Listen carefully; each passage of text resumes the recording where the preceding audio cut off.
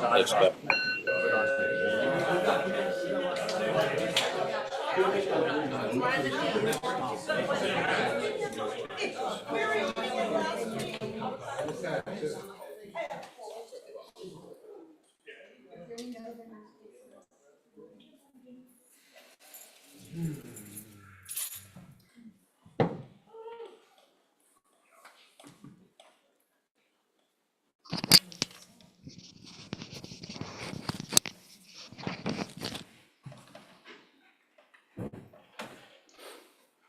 Welcome, everybody. Anyone here in person for the first time tonight? Welcome, welcome, welcome. Welcome to anybody joining us online for the first time. Welcome back, everyone else. Good to see everyone. I'd like to begin class by asking you to talk to each other. At home, I put you in breakout groups in the room. I ask you to just form small groups to have a short conversation in service of this being a place not just to learn about meditation, but to also connect with other meditators. And it's a central component of Buddhism to have the company of the wise, what we call Sangha. Sangha is the Buddhist, it's one of the refuges. Take refuge in those who are trying to be wise, those who are trying to awaken, to heal, to be happy in a wise way. And speaking of happiness, I wanted to, this is not an easy topic and talk for me, but I wanted to talk about happiness tonight and what it means and how practicing Buddhism increases our happiness and decreases our unhappiness. So for your small groups, I'd like to ask you to talk to each other. What does happiness feel like to you? How do you know? What are the signs of happiness? And what are some of the things and experiences, both internal and external, that bring that kind of happiness? We could also use the term joy, or maybe satisfaction is part of happiness. So topic is happiness, small groups.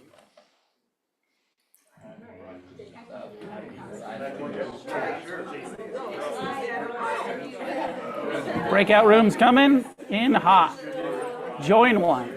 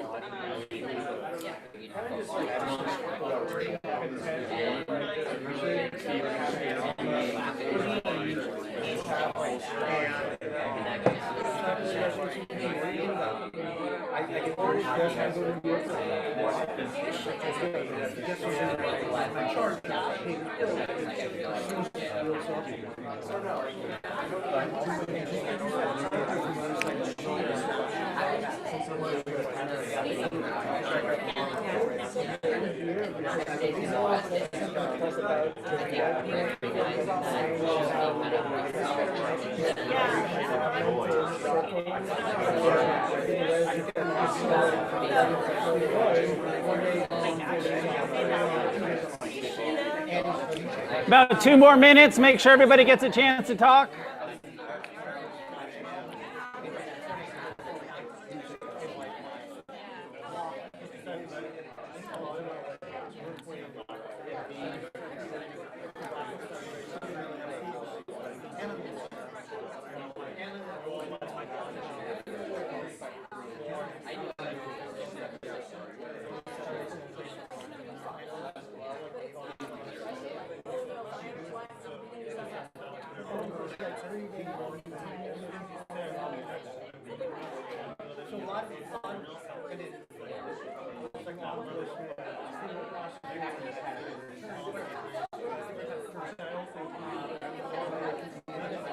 One more minute, start wrapping up. I'm going to try. Sometimes. It's a very low form of happiness.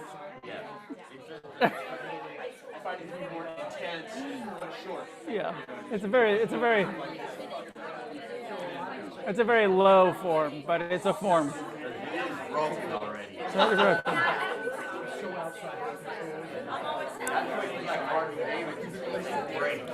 Always constant non-attachment practice.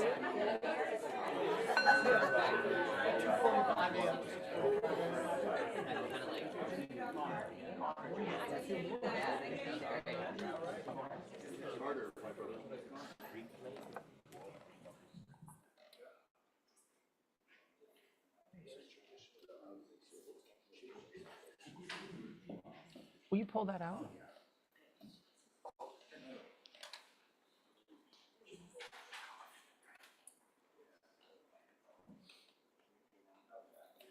Good. Good enough.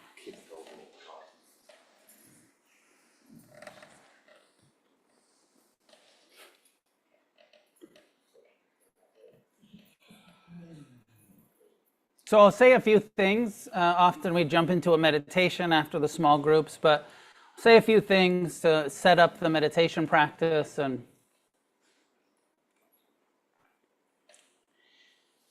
the traditional way that the Four Noble Truths are taught is that there is, and this is the core principles of Buddhism, of the Buddhist teaching, usually translated as the first noble truth, that there is the existence of suffering. But we could also just say unhappiness, that there's a level of unhappiness that is natural, that's part of life, that is not your fault, some of the unhappiness. The second noble truth could be said, we could say that it traditionally it's said that the cause of suffering, the cause of unhappiness is craving, and attachment, clinging, causes unhappiness. And that it's actually possible, third noble truth, traditionally enlightenment, nirvana, but we could say that the third noble truth is that happiness is possible. The end of unhappiness, it's often usually translated as the end of suffering. The end of unhappiness is the Buddhist path, the Eightfold Path, the 8 factors, the fourth noble truth, the 8 factors of the Eightfold Path, is what needs to be done in order to be happy, in order to end unhappiness, in order to truly have a life that you enjoy and know how to navigate and feel satisfied and know how to deal with your pain. I mean, this is the Buddhist bummer that actually makes it trustworthy in my sense, is that there's nowhere in Buddhism that it says if you're spiritual enough, you'll get rid of your pain. It says if you are wise enough, you'll have a wise relationship to pain where happiness can coexist with unpleasantness. Rather than making our happiness dependent on pleasure and ease and comfort, and a happiness that exists with the reality of life. And life is sometimes incredibly challenging and unpleasant. But it doesn't have to be suffering. It doesn't have to be unhappiness if we develop the wisdom that Buddhism teaches, guides us to develop. So several places, I mean, first of all, I'll just say that I believe that the core tool to happiness is mindfulness. The main cause of happiness is mindfulness and the outcomes of mindfulness. Mindfulness is the primary meditation practice that we do, present time, non-judgmental, kind awareness. Kindness is a key ingredient to happiness. You can't be unkind and resistant and resentful and be very happy. So developing kindness in our lives and a kind relationship to the present time experience, whether it's pleasant or unpleasant or neutral. Kindness is kindness or mindfulness leads to non-attachment. Can't be very happy if we're clinging. Letting go causes happiness. Allows us to experience more and more contentment and ease and well-being and all of that. Maybe what's on the continuum. I'm kind of freestyling, but when I think of happiness, it is a continuum from joy, like intense joy is over here.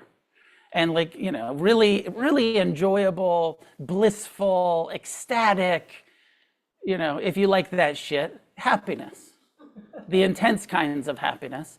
And then I think maybe there's unhappiness over here. And then there's levels of contentment, levels of satisfaction that are all on this continuum of I'm happy when I'm at ease. I'm happy when I'm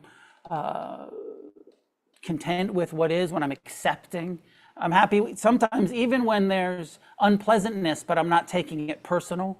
I'm meeting it with compassion. Compassion, pain met with compassion. You could say, oh yeah, I'm uncomfortable, but I'm quite happy. It's okay to be uncomfortable. I learned how to do that.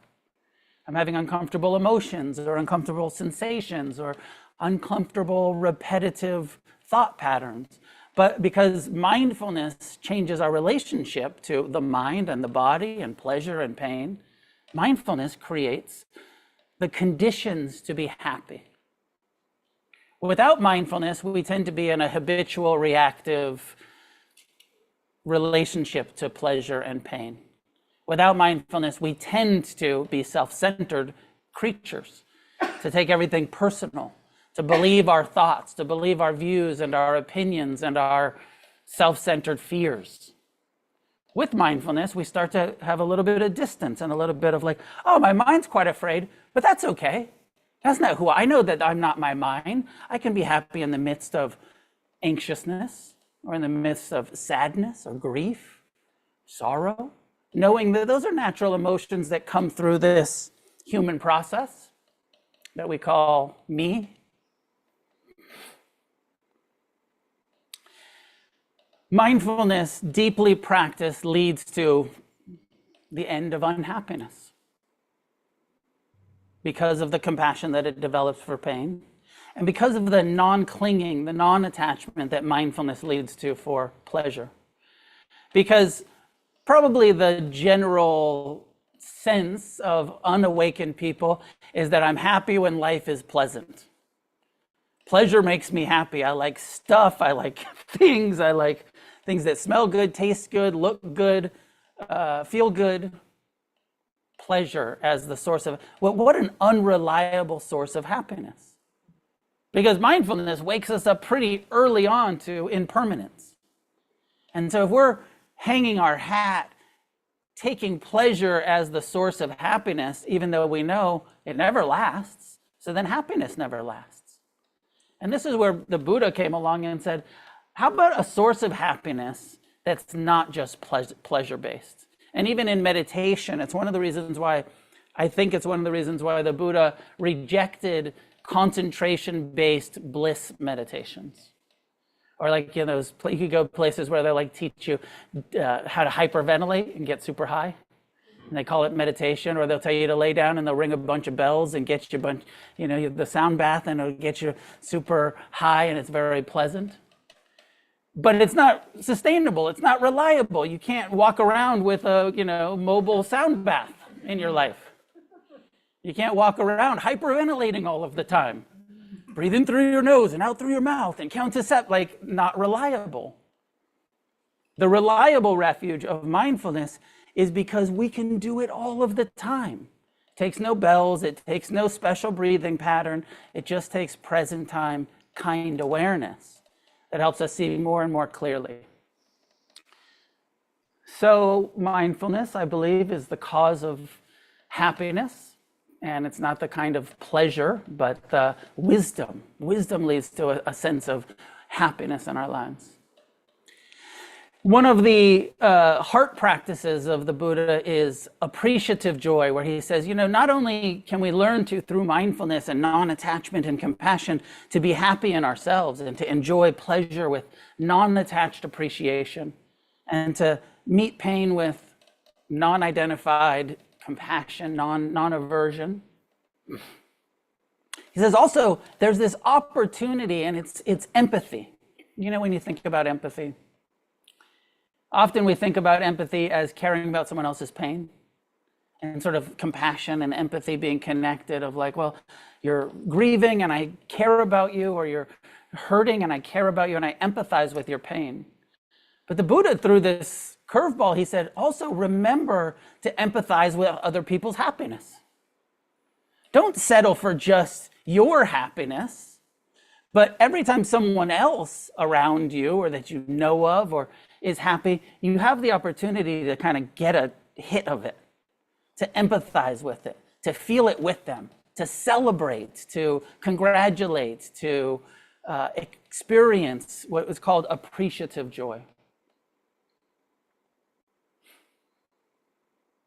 We're so self-centered in our conditioning that we often think about me and my happiness and my stuff and my money and my relationships. And there's a movement from self-centeredness that happens in meditation and in to altruism, to service and compassion for each other, but also to appreciation for each other, gratitude, and this empathy that connects not just with people's pain, that connects with people's happiness. One of the ways that the Buddha taught this, he says, you know, mindfulness led to freedom from suffering, freedom from self-centeredness, freedom from aversion to pain, freedom from attachment to pleasure. And when there was no more clinging and aversion and self-centeredness, what remained was loving kindness for all living beings. What remained was compassion for all living beings. What remained was a sense of appreciative joy for all of the beauty and joy and happiness in the world, both for the suffering and for the joy of existence. I am definitely guilty as a person and a teacher of focusing much more on the suffering, focusing much more on, and as the Buddha did, he started with, let's look at the suffering. Because when we're in suffering, we can't see the joy. We don't experience it. Suffering blocks it. It buries it. It suppresses it. So we need to address the suffering to get around to learning to empathize and appreciate and be a truly happy person in this world that will include pain, that will include difficulties, that will include stress and balancing checkbooks and doing paperwork and all of that stuff, but with a sense of wisdom, a sense of non-attachment, a sense of appreciative joy for each other.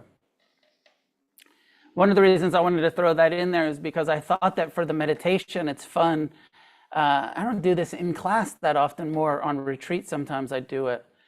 We'll do this appreciation meditation, and at a point in the meditation, I'll ask you to voice things that make you happy, things that you appreciate, things that you enjoy, things that kind of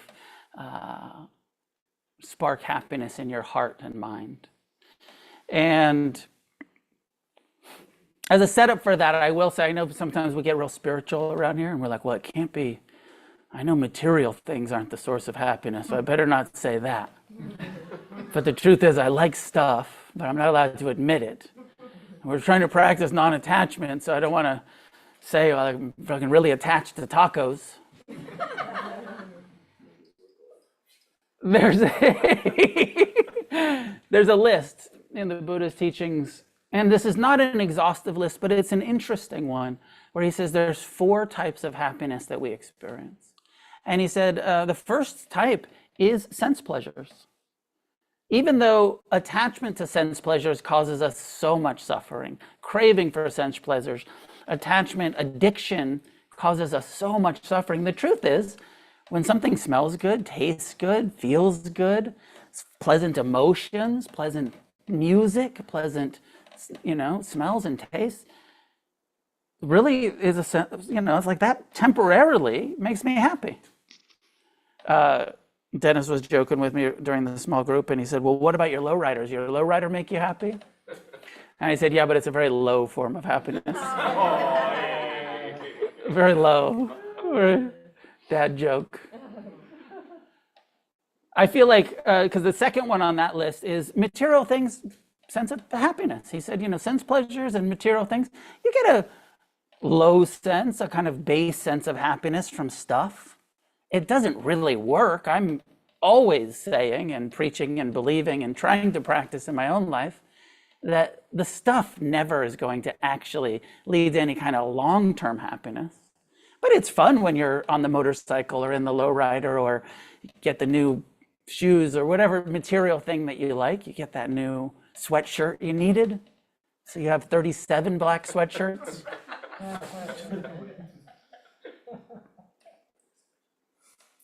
So there is a sense of, so in the meditation, when I'm asking you to say things, it's okay to say sense pleasure-based and material-based things. Don't be so spiritual that you're like, only the Dharma is my only source of happiness.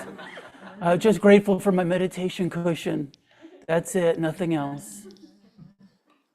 I mean, the meditation cushion is also important, and the Dharma is so important. But let's not be fake about the truth of the pleasure and relative levels of happiness that we get from sense pleasures and things.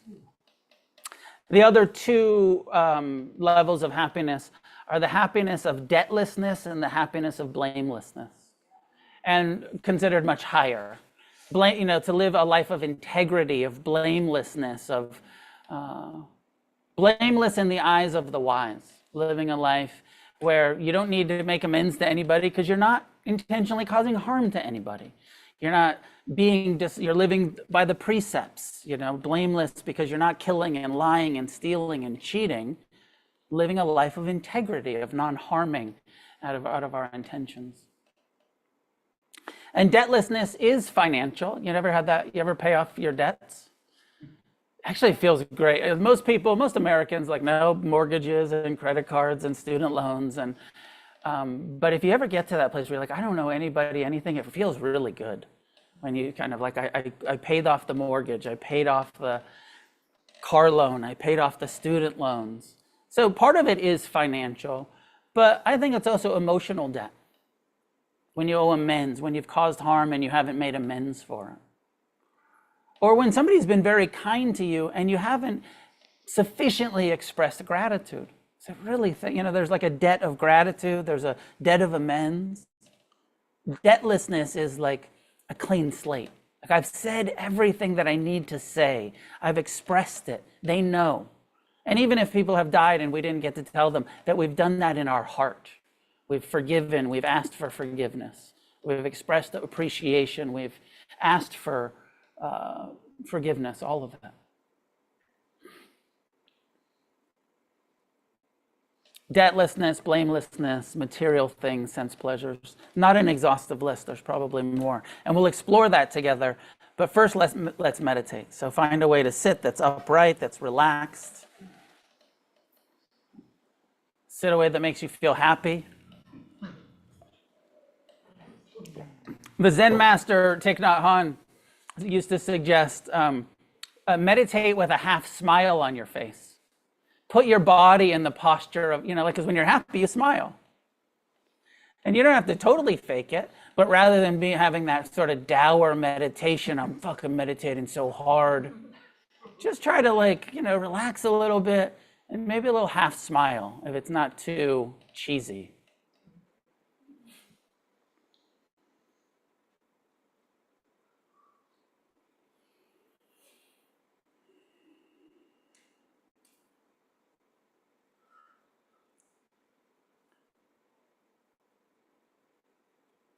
Begin with mindfulness, with feeling the sensations of the body. And as you feel your body sitting here, breathing, also reflect on everything that you appreciate about your body, all of the things about having a body and whatever level of health it is that you're happy about. This body that's been carrying us around, allowing us to walk and talk and think and feel.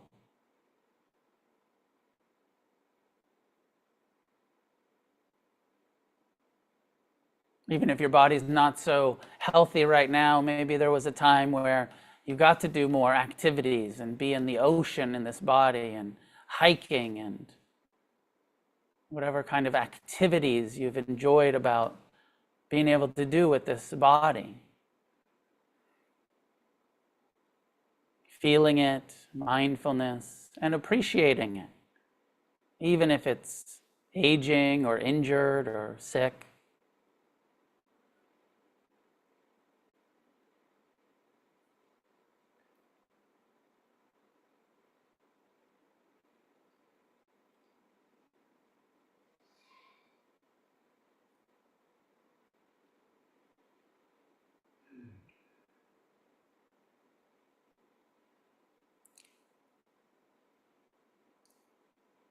And although you probably already have been in the small groups and during my opening talk, just reflecting, let your mind think about all of the things that make you happy,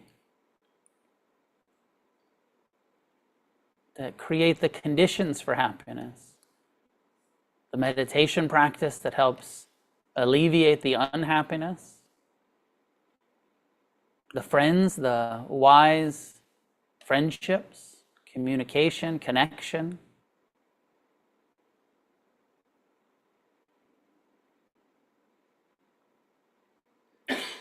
The teachings, finding a philosophy that makes sense, that's practical, that's applicable, that works.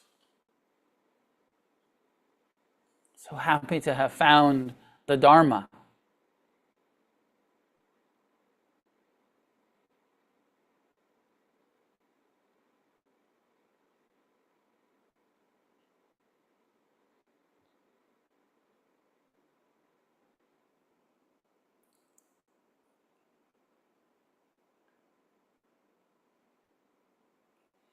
Reflecting on your experiences of love and the happiness of love, family, friends, partners. This human ability to connect with our hearts, to feel passion, to feel connection.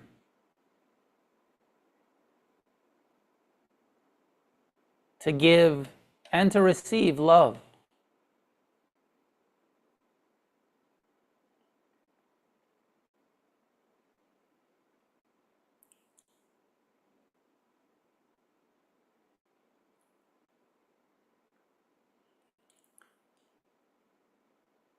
Reflect on all the sense pleasures that you enjoy, your favorite foods.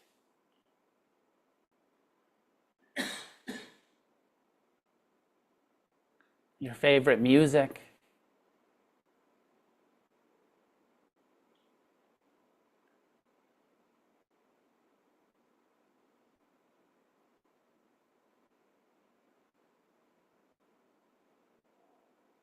Your favorite activities.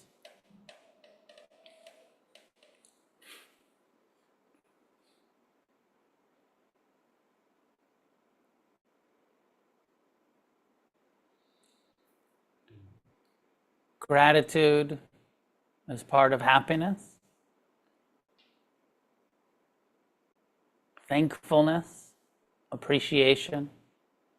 Appreciating all of the forms of pleasure and happiness that you experience. Perhaps even bringing some appreciation to some of the difficulties that have been useful. Coming into recovery for so many of us, such a painful process of ending addiction.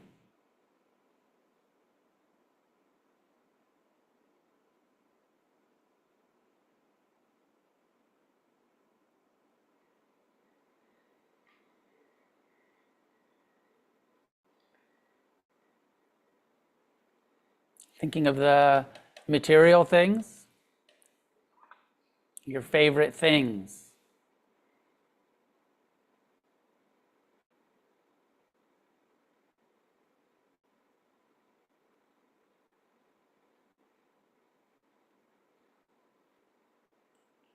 When you think about your clothes, when you think about your furniture, your home, your automobiles, bicycles, skateboards, skis, snowboards.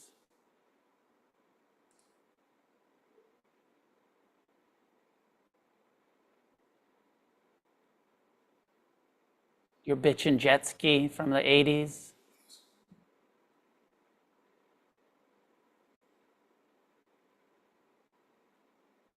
Think about the music.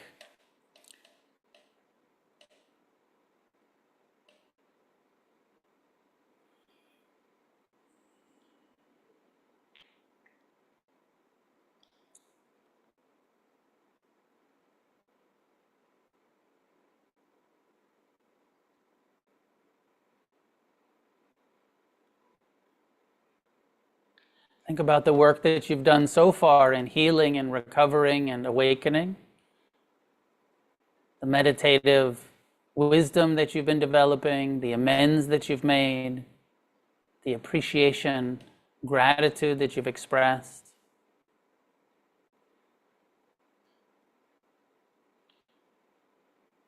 The level of debtlessness that you've been able to experience so far.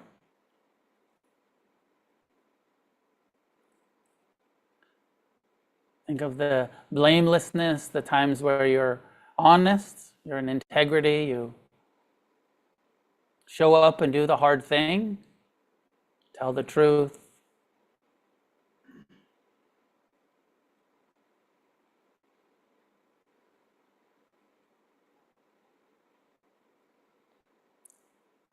All of those times when you catch yourself before you react and choose to respond with kindness. These are the sources of happiness in our lives. Each time we let go of something we've been clinging to, each time we meet something unpleasant with friendliness, with mercy and compassion.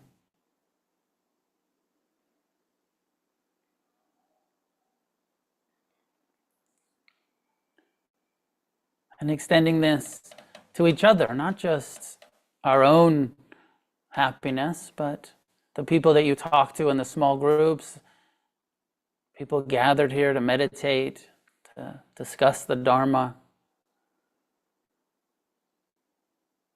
extending this wish to them. May you be happy. May your happiness continue. May it increase. Just as I wish to be happy in my life, I also wish this for you. And may I learn to enjoy your happiness. This empathy, this appreciative joy, which is the opposite of envy and jealousy. The other side of celebrating and appreciating and congratulating each other.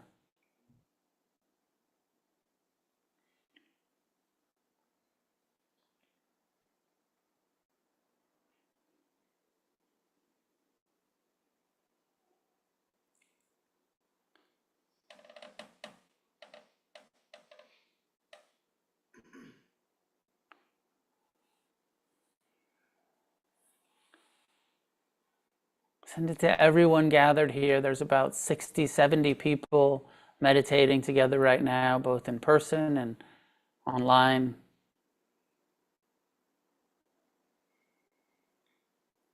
Each one of these people with their own forms of happiness that you can appreciate. May your happiness continue and increase.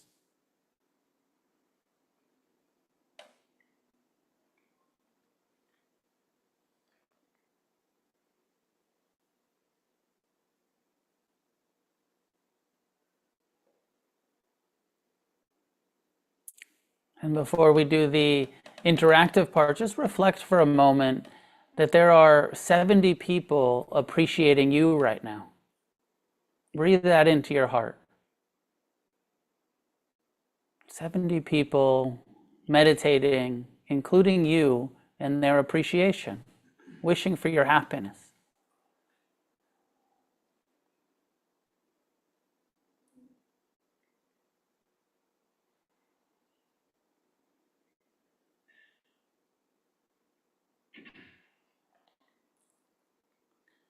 So as we continue to appreciate each other and wish for each other's happiness, this is the interactive part where you can begin to say out loud things that bring you happiness. And at home, you can unmute, say something, and then mute yourself again, and we'll just go for it.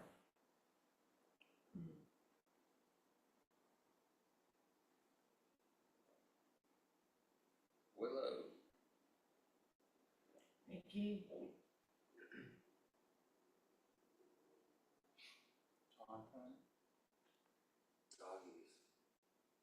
The immensity of nature. My house. The ocean. Taj. Being creative. Surfing. Meditating. Traveling. Cuddling. My cats. Smart watch. Sunshine. Non-attachment. Punk rock. Plants. Yarn. Matcha latte. Records. Doing my art. Bands. Donuts. Fun. Helping others. Connection. Music. Cats. Cats. Creativity. Yeah. Books. The food selections at Erewhon. Smiling dogs. Biking. Making love. Sounds good. Laughing babies. Tacos.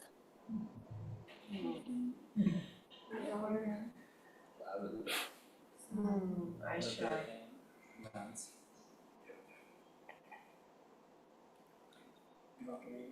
Frisbee golf.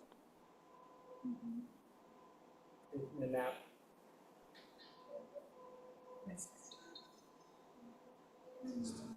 Loving relationships.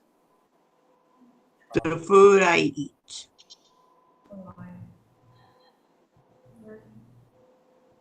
Doberman puppies.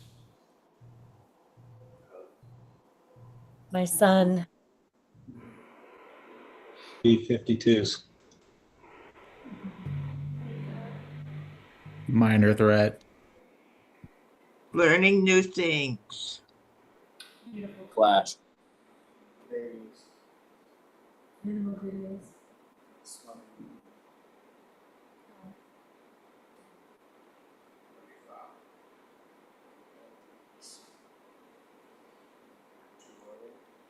My parents and my sisters and my nephews.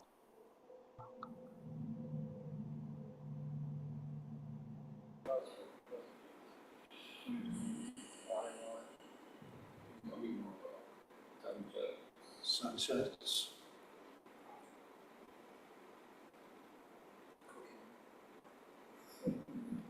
Sunrises.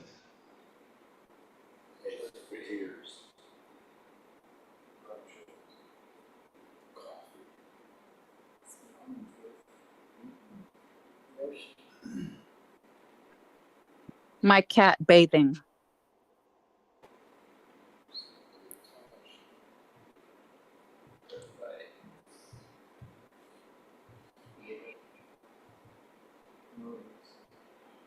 A renewed friendship.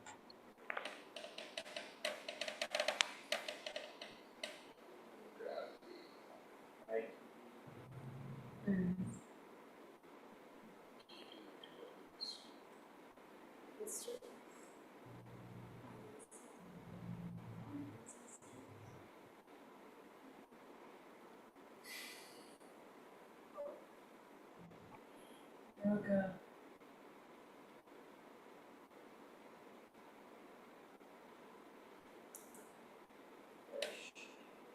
Thai food.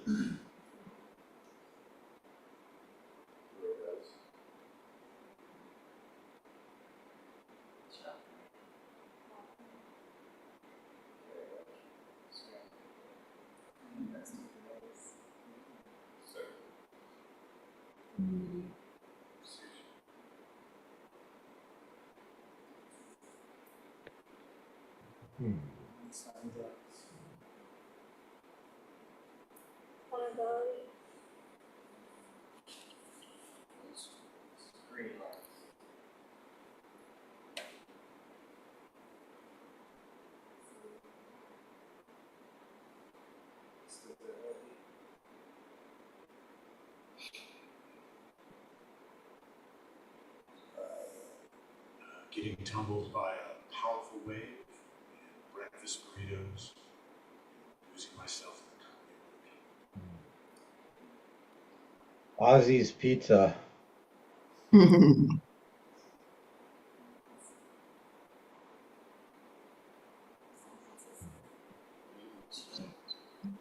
Finding things.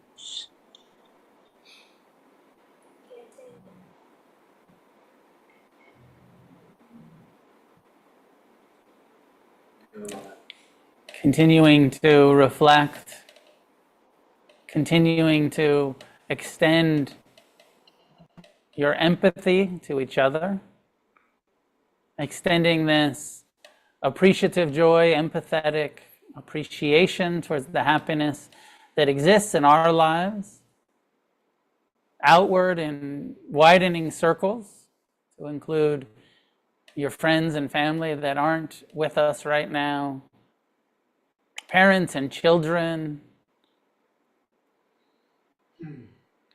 people that we work with, people in our communities, people in our neighborhoods, outward in all directions. This planet of billions of humans experiencing billions of happiness at times.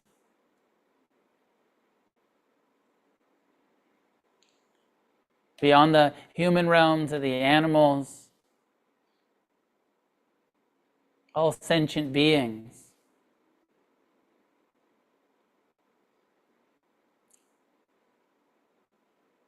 With gratitude, with appreciation, with a sense of cherishing the loving kindness, teaching, the Buddha said, cherishing all living beings.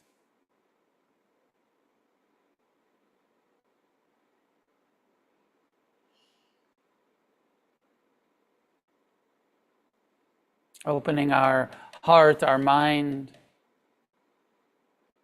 to each other, to this planet,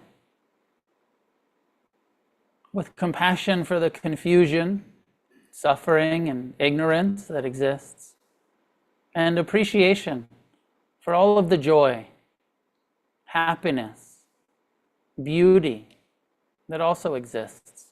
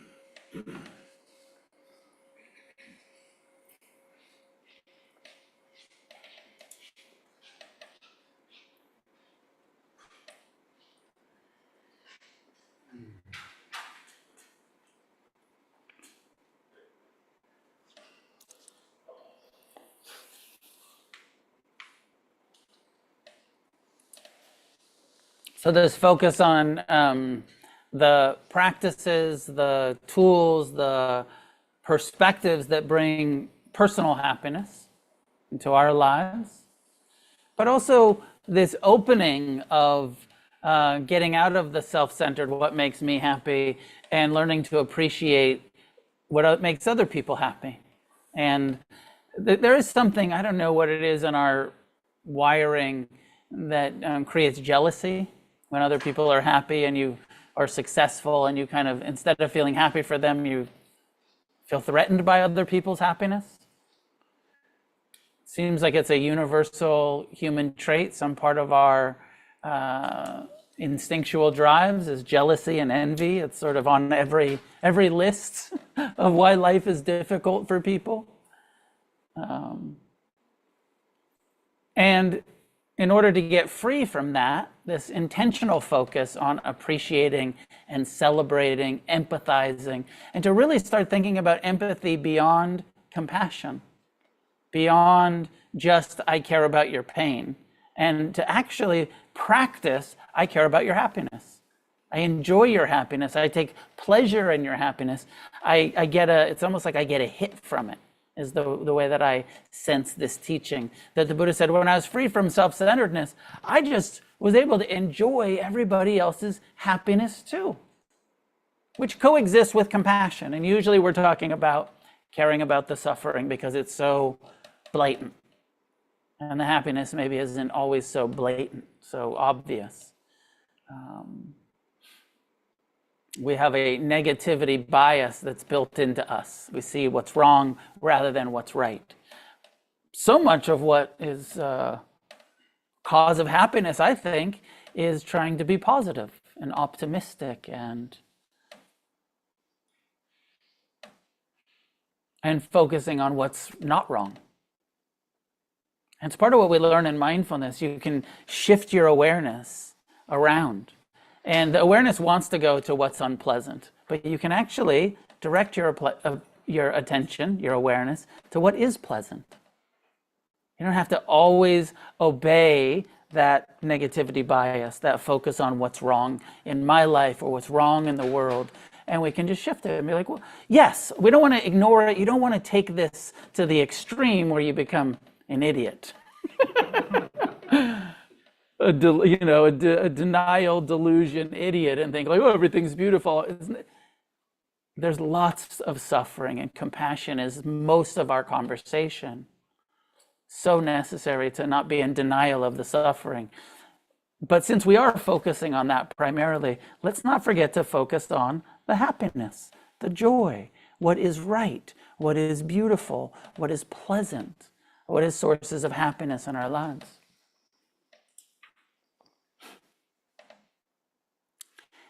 Connected, I feel like connected with this, and maybe I'm not sure if it's something that we can, I think it's something that we can learn, but I also think that it's a natural sort of organic process of developing more wisdom, but not always, is a sense of humor, a sense of joy, a sense of laughter, a sense of playfulness.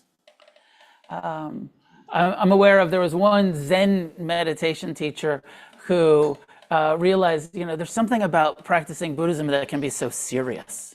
And especially those fucking Zennies where they're like, you gotta sit upright and you gotta have the perfect posture and you gotta bow correctly. And, some forms of Buddhism can be so serious. And he realized this is a joyless fucking crowd. The teacher. And so he sent all of his Zen students to clown school. And I thought that was fucking brilliant. Like, yes, learn how to have posture, learn how to have the form, but also have a clown nose. Have a fucking, one of those squeaky horns. And, lighten up a little bit about your life and your spirituality so that you actually have an integrated sense of happiness and not just a stern meditation practice. When I was in Buddhist teacher training 20-something years ago, my teacher asked me, is there anything missing from Buddhism? And so I ask you that for many of you have heard me talk about this, but it's like, you're going to be a Dharma teacher. Is Buddhism perfect? Is there anything that's important to you that's missing from Buddhism? It's an interesting question, right? I mean, a lot of you maybe aren't, you're still sort of deciding whether Buddhism's for you or not. And maybe have multiple paths, and this is just one of the perspectives that you enjoy. But this question was, okay, you're going to dedicate your life to practicing and teaching, and is it a perfect path? Is there anything missing? And there was two things that came up for me back then, and one was humor. There's nowhere that I can tell explicitly in the way that Buddhism is recorded where a sense of humor is encouraged. It's, some of the scholars that I've talked to, Buddhist scholars, they'll be like, well, if you read these stories, like when the Buddha talks about blind people touching an elephant, he's making a joke. I'm like, but it's not funny. Do you know that story? He's like, we're so self-centered in our perspective. He's like, like if we were all had our eyes closed or we're blind and we were touching an elephant and I was touching the tail, and I'd be like, well, an elephant's like this. It's long and then it has this fuzzy thing at the end, and somebody else is touching the spout. And they're like, no, an elephant is like this, because we're only seeing our part of the elephant that we're touching, our perspective, and we're so attached to our perspective. And so some scholar was like, well, that's the Buddha being funny. I'm like, I don't get it.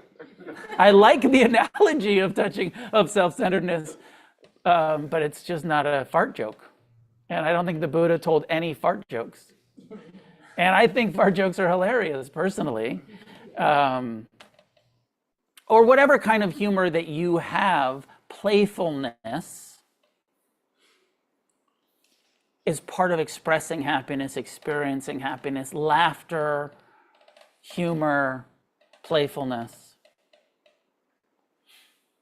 I think one of the issues when we get serious about integrity and right speech and honesty, and it can be tempting and common to be like, well, I don't want to be sarcastic because that's not really honesty, but sarcasm can be really funny if it's used appropriately, or to make puns, or to make fun of each other. I know for me, I've got a somewhat brash sense of humor where I love to tease and sort of, when there's that kind of relationship, like just say the most awful things to my friends. And it's fucking hilarious. And they say the most awful things to me, and it's hilarious. But it's within a sense of humor because it's that agreed upon. But technically, for somebody from the outside would be like, that's not spiritual. That's not right speech. That's not. Keeping a sense of humor, lightness, I think really helps in having a sense of happiness in our lives. And that is also part of the not self, the non-identification, of not being so identified with the personality as who we are, and not so defended of our, it's okay for me to tease you, but don't tease me. It's okay for me to joke with you, but don't joke with me, kind of self-centeredness. And as that self-centeredness hopefully starts to alleviate, there's an ease with playfulness, an ease with humor. I say not always because maybe some of you are this person, or some of you know this person that laughs a lot, but it's always sort of a defensive laugh. They're not really having fun, but they're always sort of laughing to mask something, laughing kind of inappropriately in a situation where actually it calls for compassion, and they're laughing instead of feeling the pain and using that sort of masking laugh. So some people with really a tendency to have a lot of humor don't have a lot of compassion, don't have a lot of ability to be with the difficult stuff. They're always making a joke about everything all the time. And middle path of Buddhism, both. Learn to be with the pain, but also learn to be playful. Learn to have compassion. Mindfulness, as I began tonight, is the key. Present time awareness teaches us about impermanence. Impermanence teaches us the necessity of non-attachment. Impermanence also teaches us that this self-centered I, me, mine that the mind creates is not a reliable identity. Our minds aren't that trustworthy. And the more we learn that, the more general sense of happiness we have in our lives, even when life will be difficult. It doesn't make life easy. Just giving us a more ability to be at ease with life, whatever's happening. So these are some of my thoughts about happiness and humor, and how mindfulness and Buddhism and appreciation are all part of the package. And just really wanted to do a deep encouragement for everybody to look at this in our lives and see how we can decrease the unhappiness and increase the happiness. And it really is what the Buddha's encouragement is. And it's one way to look at the Four Noble Truths and the Eightfold Path. And I think that's about all I have to say about it tonight. So open to questions, comments, clarifications, anything, please. One of the things you mentioned was the things that are missing from Buddhism, and something that I've been thinking about recently is, and I'd love your opinion on or just thoughts on, is I feel like the world is changing really quickly right now because of AI and social media, but I think predominantly a lot about AI is changing things really quickly, and it might change even faster because of it. I feel like Buddhism is really good at helping you navigate being in the moment and maybe not being affected by some of those, but I feel as if I haven't really seen a lot of future guidance on like how to navigate things that are just moving faster and faster and faster and faster, especially because like these machines in some ways are not, they're intelligent, but they're not human intelligence, but they're becoming more a part of our lives. So what are your thoughts from like a Buddhist perspective on how to navigate change that is happening at an ever increasing rate? Could you hear most of that at home, or do I need to try to Nope. paraphrase it? No, So thanks. the question was about that topic, that thing that I had said about what's missing from Buddhism, and about the kind of technology and particularly or in specific AI, and just the how does the Dharma, how does Buddhism help us navigate technology and advances in I don't know, I guess, particularly artificial intelligence stuff.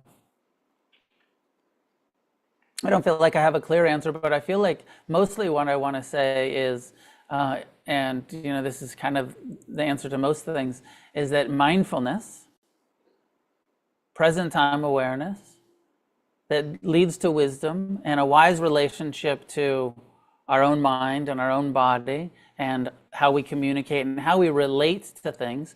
The more we bring that present time wisdom to technology, whether it's the technology of vehicles or of computers or smartphones, or now the kind of AI stuff,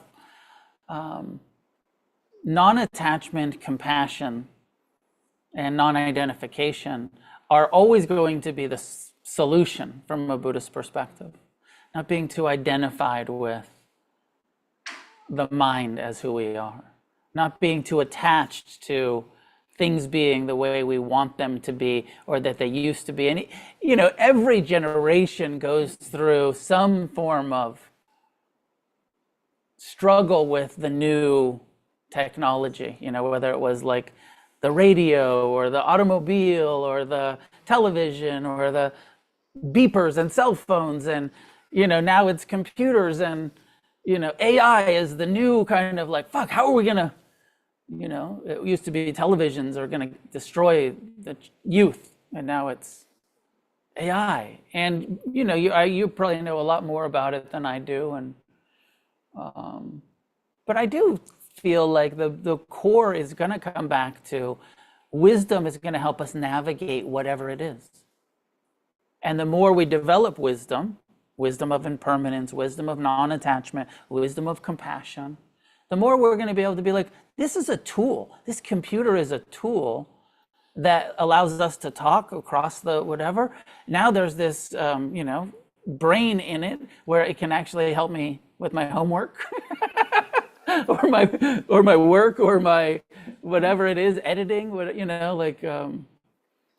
I'm not actually using AI yet, so I don't really know, but my kids are.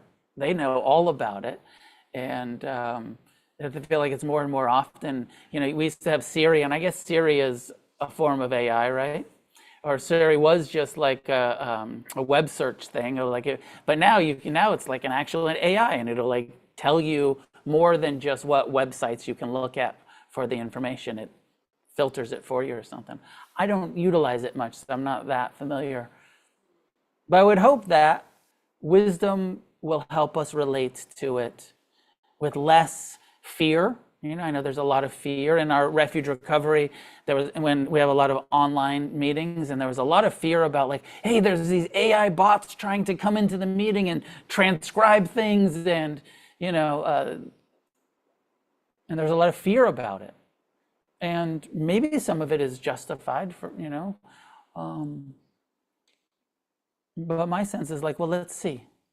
The fact that now people can come to this, like somebody that was hearing impaired, and can do it, and then there's an AI that can make the closed captions for them, and actually they could attend this even though they weren't able to before because they couldn't hear me, and now they can, and they're using AI to attend these kind of things. And what a great use of that tool to be more inclusive, to not have a barrier for people that had a barrier before.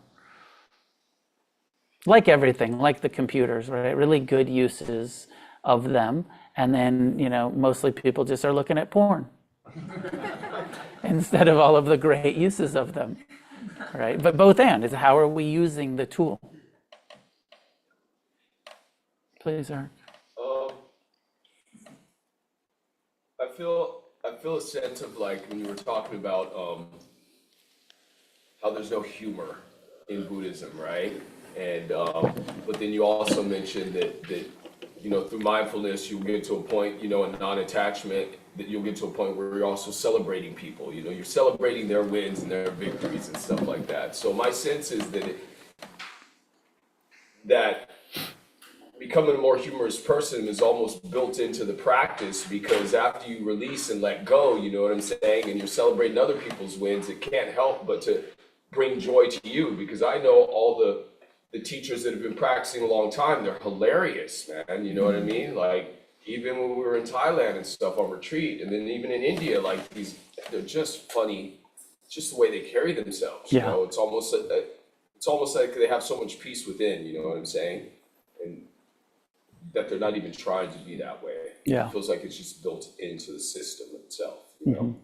I don't know, just a thought. Yeah, no, I like that thought. And it depends on what Buddhist tradition, you know, like I use the example of the Zen master sending his students to clown school, because Zen can be very serious. There's in the Theravadan tradition that I'm more familiar with, there's like in Burma, there was a tradition of the meditation teachers, the monks, teaching from behind this big palm leaf. And they didn't want to bring their personality into it at all. And so there was no humor. And it was just, this is how to practice mindfulness. Be aware of your breath as it comes in. And they were really trying to remove any kind of personality and humor from it. And then there's the Ajahn Chah school that that we went and visited. And Ajahn Chah seemed to have a sense of humor, and his lineage has a sense of humor. And someone like the Dalai Lama in the Tibetan tradition, who's like always kind of giggling and happy and joyous, you know. So there's the happy Buddhists, and then there's the dour Buddhists. I'm fucking getting enlightened before you are. There's both and, yeah. Thank you. Welcome. Are there a chance? Go ahead, Are there Frank. chants that aren't like, because the ones that I in India or in Thailand, I mean, I have a bag of bones filled with pus. I mean, it was very monotone and not celebratory. Are there chants that are more like praising and appreciative? Could you hear that quite? So at this, like with there's a tradition in many Buddhist traditions of chanting the teachings, because the teachings aren't very, it was just a way to memorize the teaching. So it's often done very monotone, just so that you can, kind of get in the flow and memorize it. There are some, you ever look at any of the Thich Nhat Hanh? Thich Nhat Hanh was an interesting Vietnamese Zen teacher, and he had a tradition. In his tradition, he passed a few years ago. His tradition is alive and well, and he was really into people writing songs. And so you get all these monks and nuns with guitars writing these really cheesy Dharma songs and singing their joy, their little joy out. And it's so cringy, but you're just like, okay, like they're really going for it. Like they're really, celebrating their little Buddhist strum along. So, like in that tradition, he was like, hey, let's bring some life to this. And let's, there's even some Thich Nhat Hanh raps. Very cringy, but also, just a good opportunity for celebration of joy. And so some traditions have tried to get, but the Thai tradition that we went to, they're like the most, even though there was huge, some of the teachers, when you get them out of that, are very personable and funny. When they're in that traditional chanting thing, they're the most serious Buddhists that there are, even worse than the Zen guys. Oh yeah, I mean, they're like, this is the tradition, this is the right way to do it, we're doing it the right way, and they're very serious about it. No joking there. But then if you get them out of that part and into giving a Dharma talk, they'll tell you some funny stories and some self-deprecating funny stories about being a monk. And yeah, so they're light, but not while they're doing the traditional chanting. Serious business. We were in my first time in Thailand. It's a little over 30 years ago. And we were in these monasteries, and I was with some friends, and we were chanting, and we didn't really know the words yet. And it's like Nam Myoho Renge or Namo Tasso Bhagavato, and it was over and over. And then my friend started saying, "God damn, those noodles were yummy." He didn't really know the words, and we had just had some noodles for lunch, and so he just turned the chant into, "God damn, those noodles were yummy." Because, you know, leave it to the American kids to fuck it up. Please. You know what the depiction of the happy Buddha, which I think comes from Chinese Buddhism, where he's like fat and like rub his belly for good luck. Just wanted to ask if you have more information about that. Is that like a commentary on sensual pleasure? I don't know. So I know that the name is Hote. You know, that often there's that sort of, the Buddha is fat, right? And has the little beggar's bowl and is smiling and is happy. And when you see those big bodied Buddhas, it's not Siddhartha Gautama, it's not that guy. It's a Chinese monk that was like the laughing Buddha, or the happy Buddha. I think he was also maybe a bit of a boozer, you know, kind of one of those kind of like, I'm a little bit loaded, I'm pretty happy. But I don't know the Hote mythology very much. And it probably was a monk at some point and was a famous monk or something, but I don't know someone. Jason, do you know anything about Hote? Just like saint is like a prosperity. That's why we do drop like that kind of bringing in that prosperity and joy. That's all there. He's considered a saint, like a monk that was famous, similar to the Giza or something like that. Yeah, in Japan. Well, and then, you know, the big body thing is interesting because as you, the Buddha, when on enlightenment, was emaciated. And so really like the statues probably should be of a skin and bone skeletal Buddha. Like we made one t-shirt of the emaciated Buddha. And that's actually where the Buddha's physicality was at enlightenment. He'd been fasting for years and was, you know, like near death, he said, when he got enlightened. And he started eating and gained a little bit of the health back, but very, very skinny. But because skinny means poor, and, you know, in maybe everywhere, but particularly in Asian cultures, as they started to make the statues, they made them bigger and bigger and more, you know, have a bit of a belly and, you know, big cheeks. And this is, you know, healthy, sort of a Tibetan version. Because, you know, this is our teacher that it has to be prosperous and, you know, and healthy and heavy. Because if you're skinny, it's because you're not prosperous in that culture. One more. There was a hand here. Yeah, let me get yours, please. Yeah, kind of on this topic of having a little bit of your personality with Buddhism, I feel like, I don't know if I've misinterpreted this, but I think when I think about Buddhism and like being just at peace and kind of in your inner world, I've come to just like equate it with being passive, and then that, I don't know, I feel weird being passive in life and in a lot of situations, and it makes me almost feel like I'm not engaging with life, and just, there's a part of me that's like, well, there's so much chaos in the world, I think it's a good thing to be so calm and at peace and just to yourself, but then there's another part of me that's like, that I feel like I should have a little bit of like following your desires because that's like joy and that's life. So I just don't know where's the balance with that. It's a good question.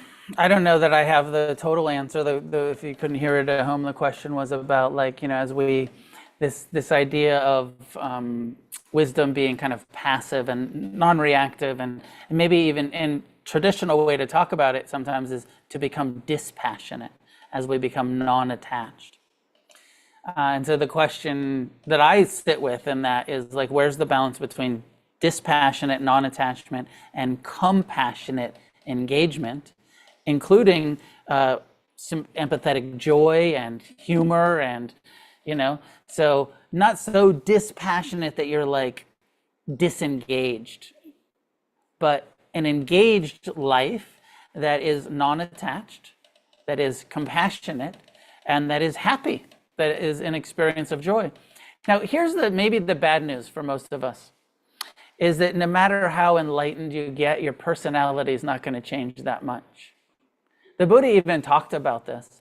He said, you're at some point you're either born with, or you develop a personality, and even fully awakened beings don't get rid of their personality. You still have a personality, and it's how you relate to the personality. And he classified. He made like a personality test and 3 personality types. He said there's greed personality types, and there's hatred personality types, and there's delusion personality types. And whichever one of those you are, you're just going to have to live with it. And it's how kind of your mind works and how your personality is going to be. And wisdom of how you relate to your personality changes your level of happiness around it, not taking it so. Don't take your personality so personal. It's an impersonal personality. It's not your fault. It's not who you really are, but you are stuck with it. It's a little bit like the body that we have. It's not who we are, but it is what we're walking around in this incarnation. And, so. You all sound so negative. I know. So the flip side, if you want to be positive and happy about it, you could say the greed type is a confidence type, and faith and confidence, and I want everything and I know I can get it. I'm greedy for enlightenment, and I'm sure I will become an arahant enlightened being in this lifetime. Right? So there's confidence in it. The hatred is discernment, right? The kind of judging mind that can be seen as pessimistic, but is actually usually right. It's that sort of like, fuck the world. And it's like, yeah, the world is pretty fucked. there's a lot to be, a lot to hate, actually. There's a lot to be aversive about, and there's some discernment about that. It doesn't work, hatred doesn't work, but there's a lot of discernment. And the aversive personality type is quite equanimous. Not the aversive, the delusional. So it's like you're delusional, but you're actually quite sort of spaced out and peaceful and happy. You're not as self-centered usually if you're delusional type. You're just also not all the way here.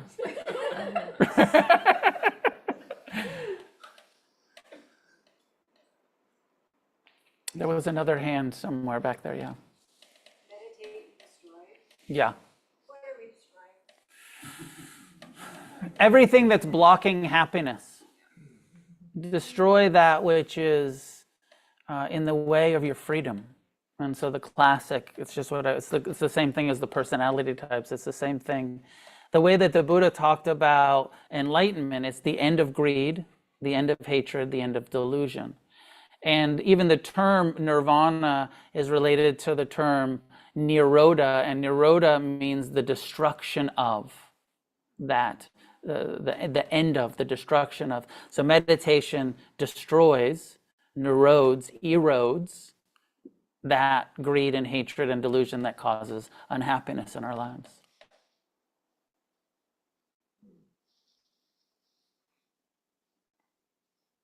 I have a question. Yeah. Do you distinguish between practicing Buddhism versus being a Buddhist? Like, we're here in the West, we didn't grow up, we're all like a hybridization of all these different things. So, I practice Buddhist principles to quell compulsion along with other things, and probably like a lot of people in this room. Yeah. I don't make a distinction, really. I don't know if people could hear the question. The core of the question was, do I make a distinction between practicing Buddhism and being a Buddhist? I don't really make a distinction. If you're practicing Buddhism, I probably use the term Buddhist, but Buddhism is a practice. It's not a faith-based commitment to dogma. It's a practice. So if you're practicing Buddhism, and applying those Buddhist principles. You can call yourself a Buddhist or don't call yourself a Buddhist. Probably better to not to be too identified with the religious part of it, and just to be, I'm practicing mindfulness and kindness and compassion and forgiveness, and this is helping me create happiness in my life and alleviate unhappiness in my life. Practicing Buddhist principles is being a Buddhist, but we don't need that label. Some people, I know the Dalai Lama was asked this question a bunch of times, and I liked what he said. He said, don't be a Buddhist unless you can't help it. Unless there's something in you that is just so drawn. He said, practice the principles, practice these things. And if you're happy with being a Christian or a Muslim or a Jew or an atheist, whatever, like if you're happy with that, but Buddhist practices will help you, use the practices, and you don't have to become a Buddhist unless you can't help yourself. And I feel like that's some of my experience and many people's, where it's like, it's just the only thing that makes sense. And it's the only thing that I really, can relate to enough to be at all identified with when it comes to spiritual traditions. And so, for lack of a better word, I'm a Buddhist, even though I'm really just practicing these principles in my life. Unless you can't help it. I liked that. If you can't help it, okay, you can be a Buddhist. That's probably... I just had one quick Yeah, follow-up. sure. It was like, to your earlier point, it was like, what's wrong with Buddhism? To me, like, I don't think anything's wrong with it, but we can get trapped by our own framework. And so sometimes identifying too much of a label and trying to define what that label is. Lots of different kinds of Buddhism. It's like, well, I feel like your own, like what you bring is pretty unique in itself. And so my entry was to refuge. So that to me is a unique modality. Yeah. Somewhat. And pretty traditional.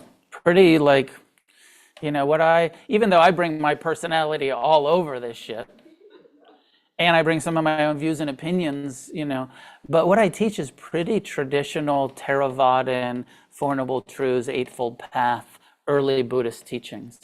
The other thing, the thing that I put in Refuge that doesn't really exist in Buddhism, that I borrowed from the 12 steps, is the direct amends. Making direct amends, asking for forgiveness when we've caused harm, rather than just, I have the karma of the harm I've caused. The importance of making direct amends, I put that into Buddhism, into Refuge. It's not really part of Buddhism, making direct amends. Have a sense of humor, make amends, be happy. We'll end with that for tonight. Thanks everybody for being here. Thank you. Great. What announcements do I have? We've got a day long in a couple months in August. We're going to do a day long. I'll talk more about that later. I don't have any more retreats coming up for Against the Stream this year. I do have some refuge recovery retreats. I have one on the East Coast in October. This weekend I'm going to Cape Cod to do the Refuge Recovery Conference. If you or anybody is interested or part of Refuge and wants to come to the conference, it's this Thursday, Friday, Saturday, Sunday in Cape Cod. That information's on the Refuge Recovery website.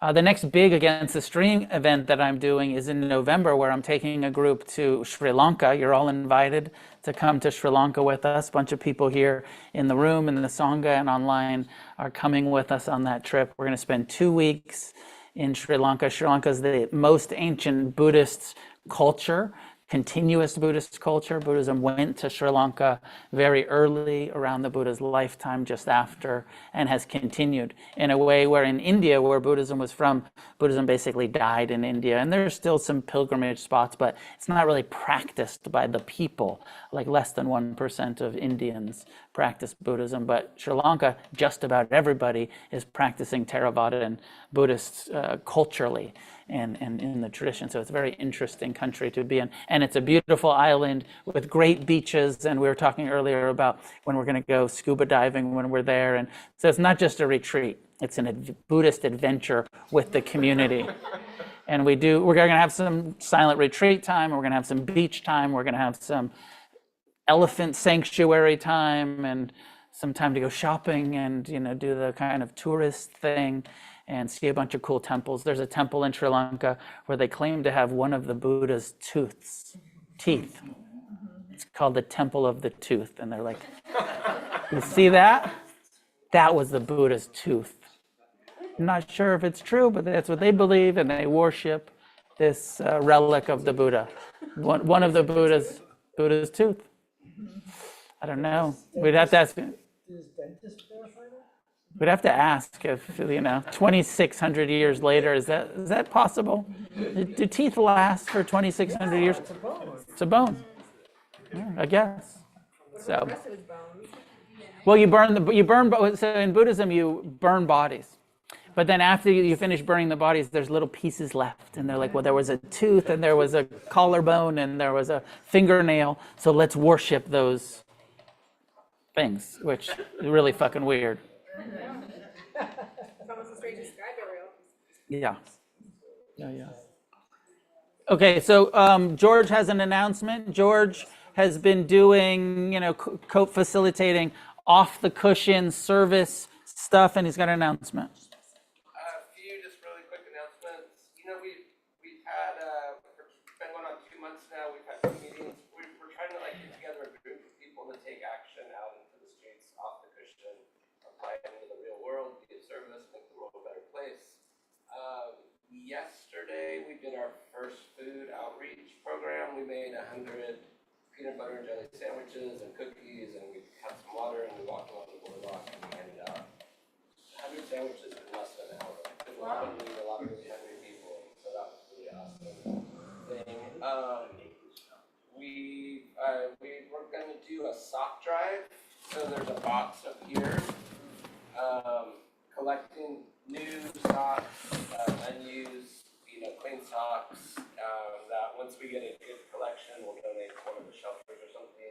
Foot care is a really important piece of health and safety, and just like that comfort item that people are really lacking. So if you have if you're at CVS, buy a pair of socks for the 99-cent store or whatever the hell it is. And then bring them in, throw them in the box. Maybe by the end of the month we'll see how many we have. And if anybody knows a place that could use them, let me know. Lastly, we're organizing a group to go to the No King's Day protest, which is on June 14th. There's going to be a protest at Lincoln and Jefferson at 2 o'clock. They're all over the city, they're all over the country. There's over 1,000 protests planned for June 14th. And so if you want to participate with the group, come talk to me afterwards. We have a WhatsApp group, I'll add you to that. We were talking about meeting before, maybe making signs here or doing something like that, and then rolling down to the protest. So. What time does that start? 2 o'clock. Yeah. On the 14th, and we'll announce that. We'll have another couple of Mondays to announce that. Yeah. Well, but any questions or ideas, suggestions, please come talk to me after. There's actually a few of us that are participating. Thank you, everybody that's been helping, and it's fun. It feels good, and I can make the world a little bit better. So thank you. Thanks, George. For those of you at home that couldn't hear that, we're doing some service-based and political action-based stuff here in LA. And one of the things we're doing, is this sock donation drive thing. So if any of you at home want to mail some socks to Against the Stream, 2516 Lincoln, we can distribute those for, here in the Venice to the unhoused community who have dirty socks. We can give them some clean socks. But also you can just do it in your own neighborhood. You can just go out and give things to people and be of service in that way if you feel moved to do that. But if you want us to do it, we're happy to help you distribute that stuff. Lastly, class is done by donation. Please be generous. We need the support in order to continue to operate as a donation-based meditation center. So give what you can, whatever feels appropriate. May any goodness that comes from our practice and discussion of happiness and the path to happiness, may we share this outward in all directions with all living beings. May each one of us get as free as possible, and together may we create a positive change on this planet.